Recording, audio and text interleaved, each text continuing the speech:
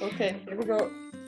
Hello, good morning, and welcome to another Coffee with Tracy and Francesca, where we bring together behavior analysts and other professionals and practitioners from around the world. Ciao a tutti e benvenuti. We have two beautiful and new ospiti to our coffee. Karola, please explain us who you are. Hi everybody, and whoever wants to watch this, and Francesca and Tracy, thank you so much for inviting us for your coffee and for this lovely idea to have coffee. I'm Karola Dillenburger. I work at Queen's University in Belfast. I'm originally German. I came to Northern Ireland. We're both in Northern Ireland. I came here about 40 years ago, and I'm now working at the university. We have a master's program in ABA, a verified course sequence, and it's online. And we have got masters in autism spectrum disorders, which is a separate master's.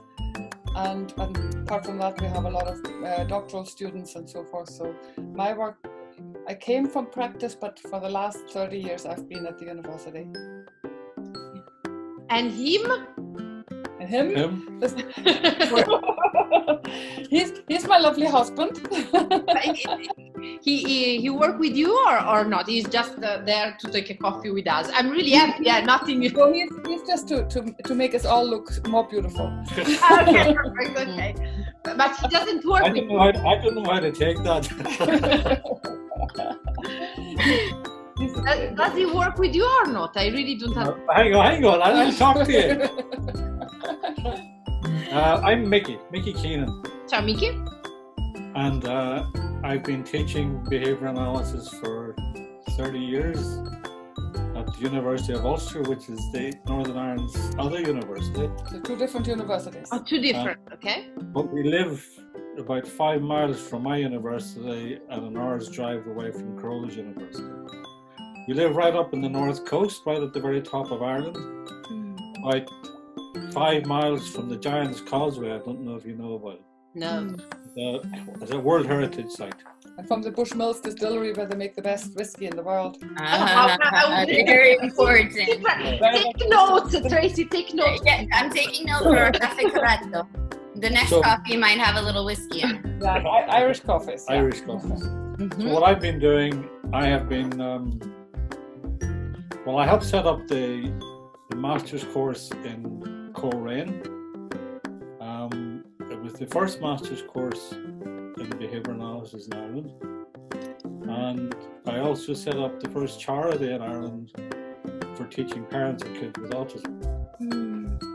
We wrote, myself and Karola, we published the first book with those parents in Europe on parent education. And we also, through that charity that I set up, or the parents actually set it up, I got it started. We've managed to produce an online teaching tutorial, or an online tutorial in behavior analysis for parents. It's now in 10 languages, Italian being one of them. Wow! So it's the first multimedia, multilingual tutorial in behavior analysis. I will go to see. Chat, please put in chat the website. We will send you the link. Yeah, we'll send you the link, but we can also, if you want, we can let me see, here's To screen share? Yeah, I was going to share screen maybe for just a moment. Sure.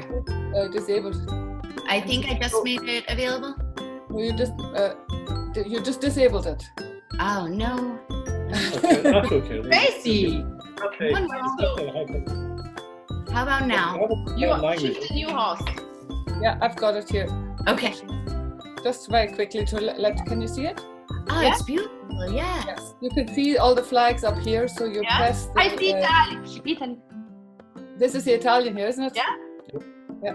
So it comes down in Italian. Yeah. And so if you want it, I'm German, so it comes in German. Yeah. So you just click, and then you have to pay a very small price to have access to the whole training. You can have access to the first page, but the whole training, it's. And how many parents use this website? Just to have an idea. Well, we had, when we developed the website, there was 1,000 free copies, or when we developed the package, there was 1,000 free copies in 4 different languages to give away. And I'm gonna... Yeah, we got money from the European Union. Here's a website of the people that, we made the website together with. This is Mickey was a lead, and then ourselves with some colleagues from the UK, Germany, Norway, Spain. Ah, okay, I understand. And then we had another grant with Italy. Oh, Paulo. It takes a coffee with us 2 weeks ago. Oh, Yeah. you're reminding me of all the people I want to have coffees with. we know, through this work, we have gotten to know very, very many behavior analysts. So hold on, go back to that picture. So there's Neil Martin. Yeah. And basically, well, he was in London at the time, working for Treehouse, and then working for himself. And there's Loa from Iceland. That's Loa from Iceland. And Jacqueline from Netherlands. Okay. Paolo, Lisa from... Lisa. Yes. Yeah. I'm trying to remember how to get back to. But sorry, maybe I don't understand your answer. I just if you have an idea of how many families use the website. Well, we're not sure. It's a bit of it's a difficult one for a number of reasons. The charity that I set up struggles to survive because it gets no support, and the struggle to get ABA in Ireland and the UK, we've been fighting for 20 years, and it's unbelievable the difficulty we have. And we had to make unemployed a couple of the people who worked for the charity, which means the management of the site isn't very good. Now, the site, we don't get any money out of it. We set the site up so that any money that was generated would be given to the parents to help maintain the charity. Mm-hmm. And we also wanted that in each of the countries, any parents that sign up, money would be transferred to that organisation as well. Mm-hmm. So we haven't really managed to keep track on it all, but we now know that when we started it, for example, in Iceland, the state diagnostic clinic uses it for parent training. Mm-hmm. So it's a very well respected site, but as I say, we have no financial interest in it. But we're trying to find ways to get more money to keep updating it. We haven't been able to do that.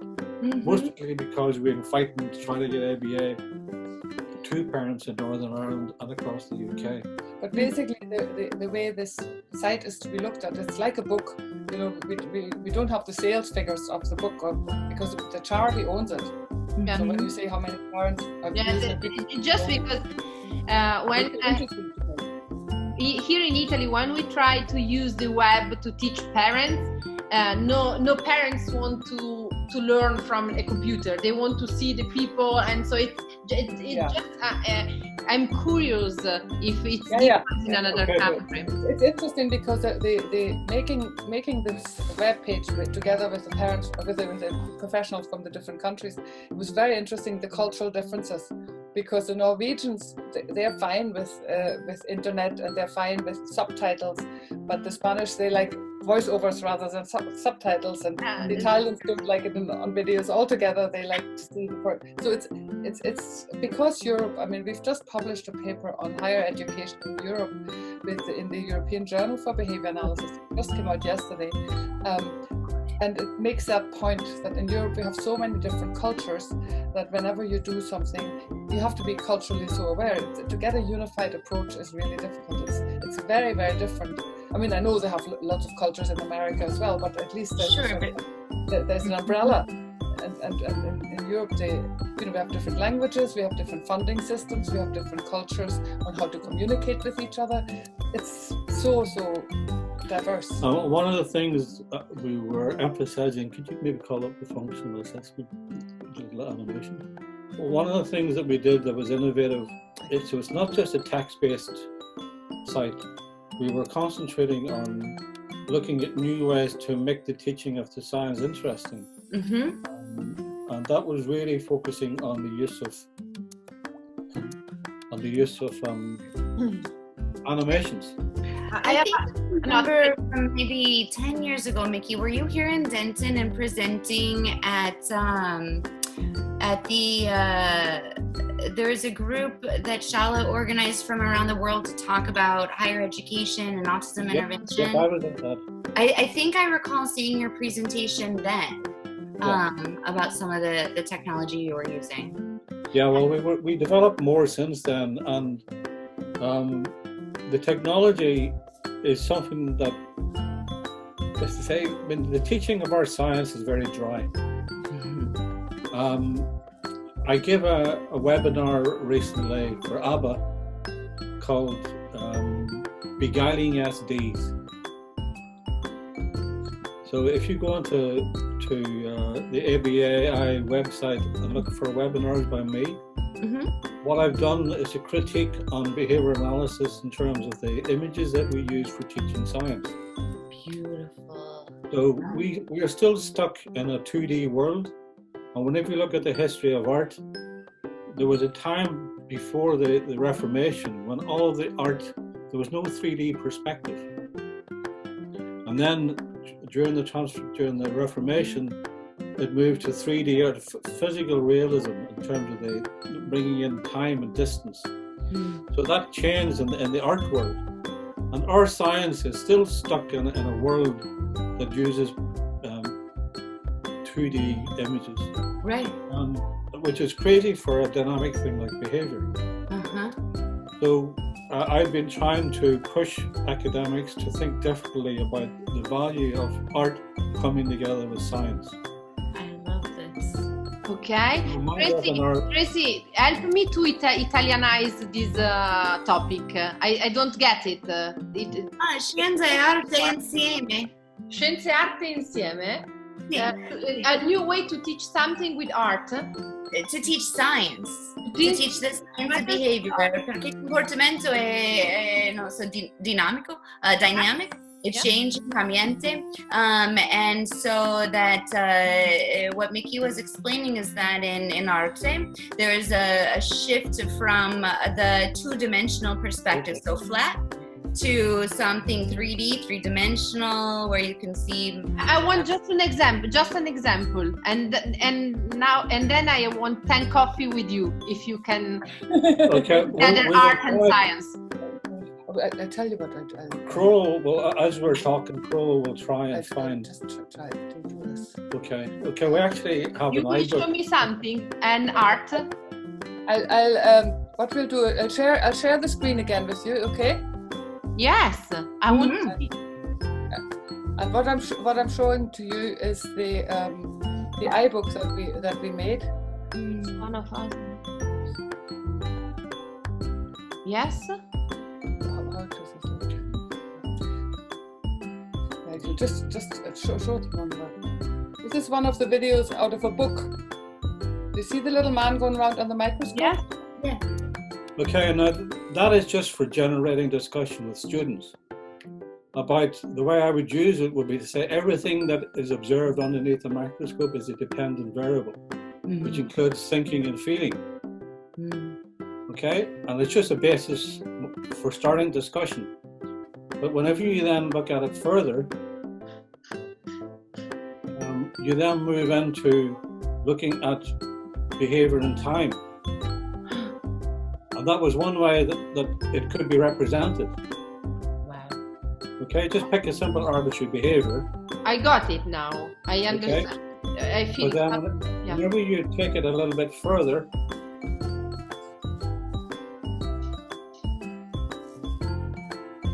okay, so now it's easy to teach about measurement because we can see snapshots in time. You can start counting behaviors. It's very easy to see how you can do that. And then also in the new Cooper and Heron book, have you got the new version? The life of an individual to be a continuous process. So can you still hear us? Yeah.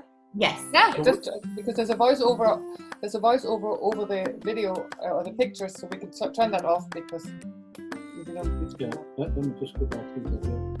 I'll talk you through this, then we'll finish. So we're looking at the behavioral stream again. And whenever you look at the stream, we're acknowledging that life is a continuous process. And we take a snapshot in time. But people often don't recognize that out of context, they don't see the stream. And then whenever you look at the behavior, this is where the mentalism kicks in. It's easy now to invent cognitive terms when you observe the person in isolation. But you then want to put the person back in context. And you do that by bringing the film strip back in again. There it is. So this reminds you that the snapshot in time is part of a continuous process. Yes. So reference to anything happening inside can't explain what's happening inside. It's part of a long one continuous process.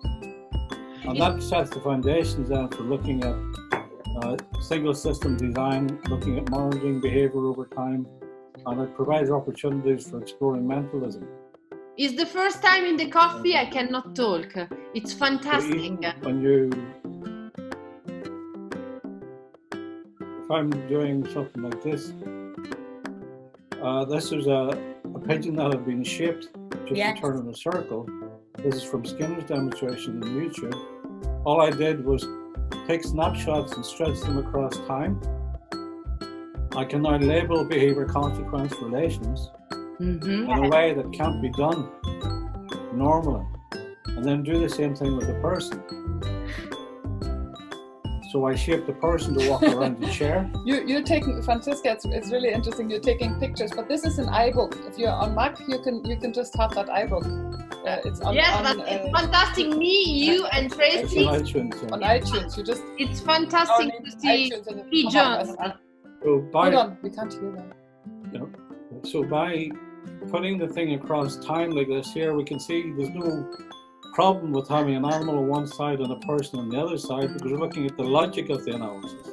And